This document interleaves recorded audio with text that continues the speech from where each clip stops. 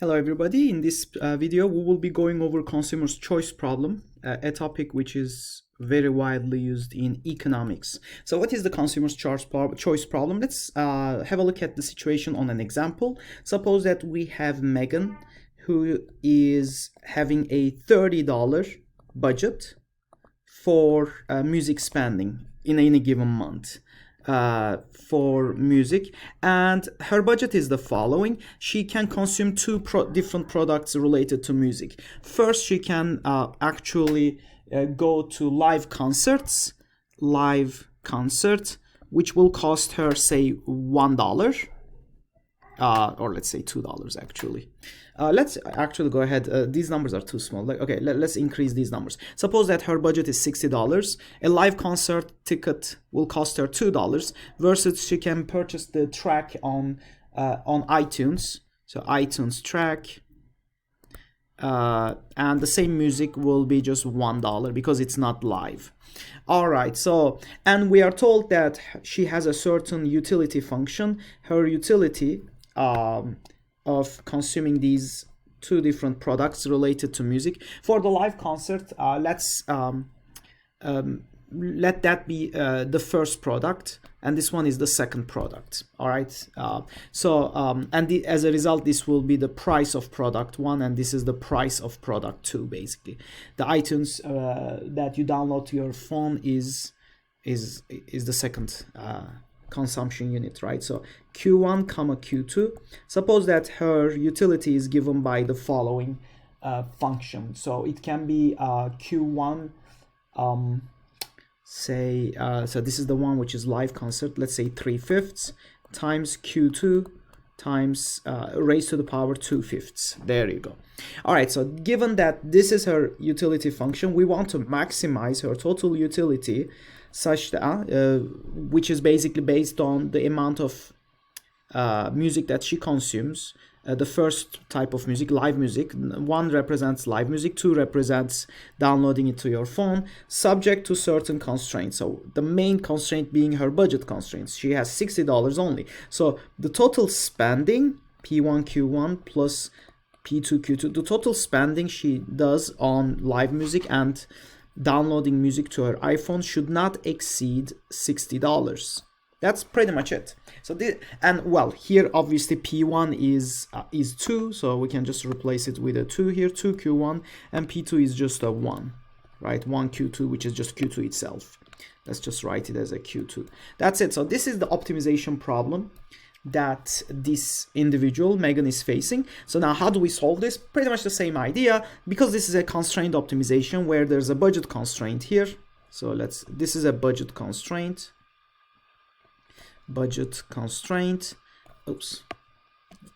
Constraint, and this is her objective function. Her utility is the objective function. She wants to maximize that utility for obvious reasons. All right, so let's start out with writing out the Lagrangian, which is basically just writing out the objective function first. 3/5 can be represented as 0.6. Let's just keep it like that. Q2 times 0.4 plus lambda times 60 minus 2Q1 minus Q2. Obviously, her utility goes up as she consumes more live music and more tracks on iTunes. So as a result, so her constraint here will be satisfied as an equality. Constraint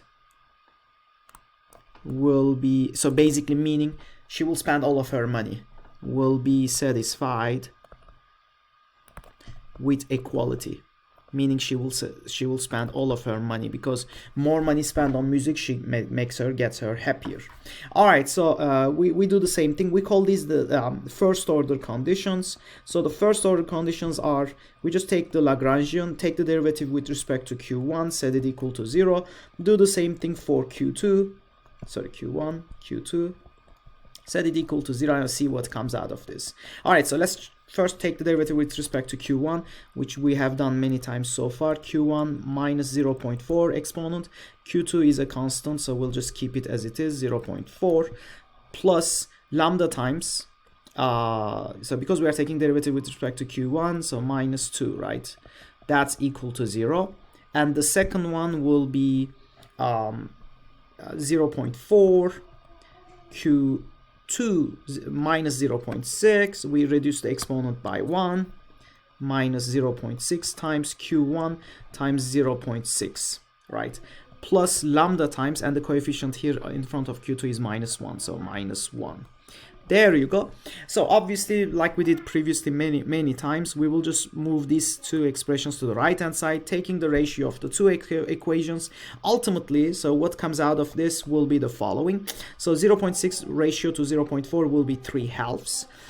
This one will go to the denominator, so q1 will remain in denominator because q1 to the power 0.4, q1 to the power 0.6, so they will become q1 to the power 1, which is just q1. So there will be a q1 in the denominator, and in the numerator we will end up with a q2, and that will be equal to 2 lambda divided by 1 lambda, that's just a 2. And long and behold, so we can express q2 in terms of q1. q2 as a result in terms of q1 is 4 over 3 q1.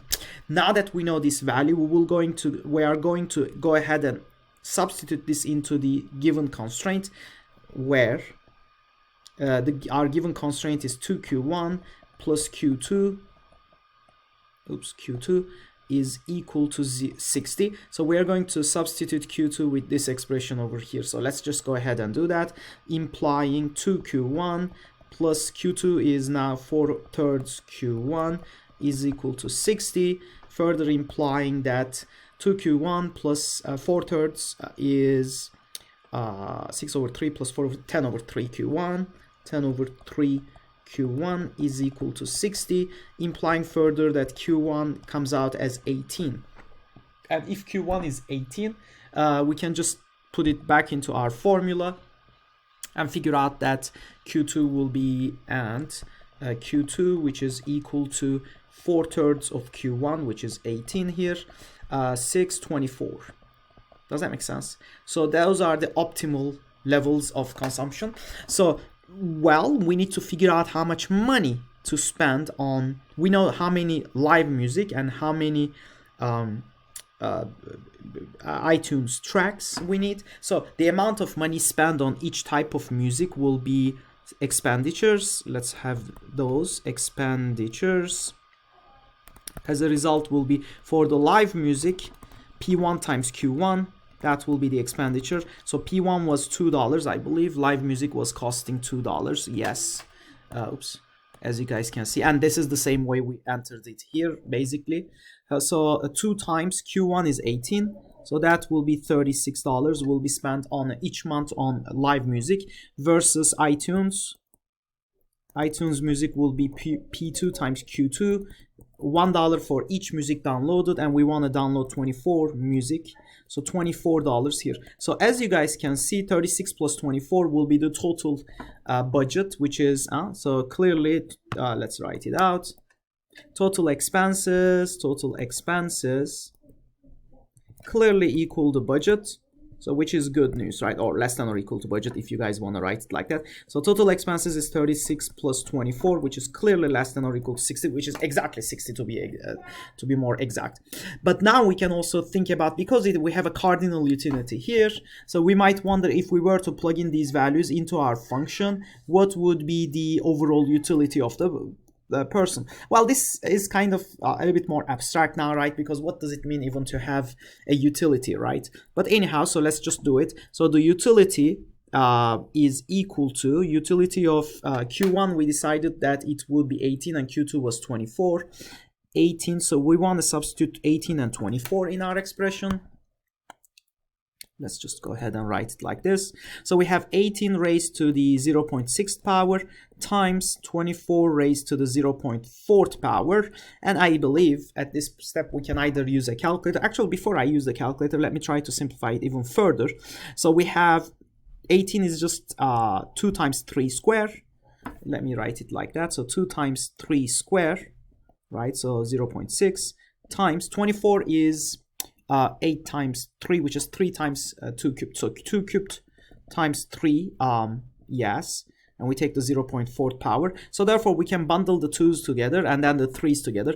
2 raised to the power, so from this one we'll get a 0.6, plus from the second one we'll get a 1.2, times for the 3 we will have 1.2 from the first one, from the second one we have 0.4, we add them because multiplying numbers add the exponents. So ultimately we get 2 raised to the power 1.8 times 3 raised to the power 1.6. Let me double check my work.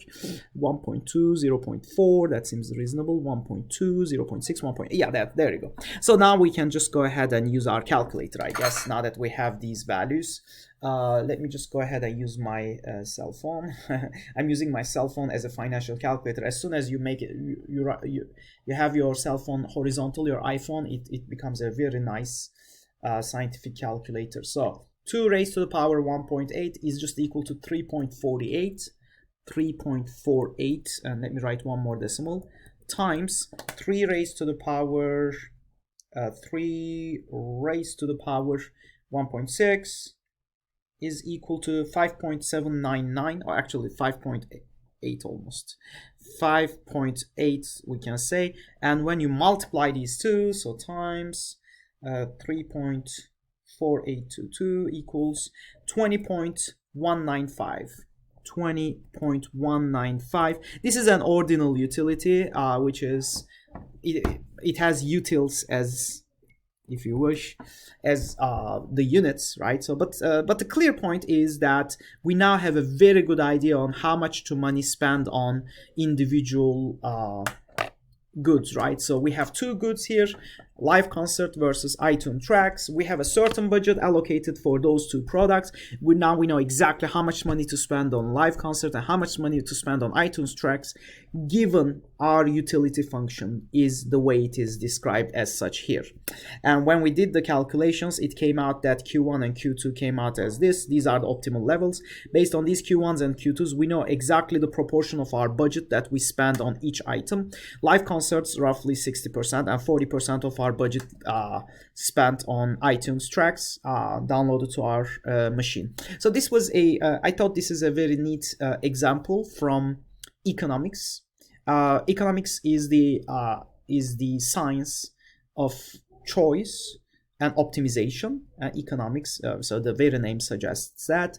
So there's always a constraint optimization. Usually constraint is a budget, and the objective function in this example is utility. In the case of the firm's problem, that can be utility. That can be profit maximization is a good objective for the firm. So in this particular case, we have an objective function, the yellow highlighted one, and a budget constraint, as you guys can see here. Here also we have this additional constraint that Q1 and Q2 are greater than or equal to 0, but it wasn't binding. It didn't give us any trouble along the way when we solved the problem. All right, so that will be pretty much it for this question. I believe you guys can easily find a solution to this on Excel. So I won't bother doing this problem. You guys can just pretty much use the same solver function that we used in solving the previous problems as well. All right, see you guys for our next lecture.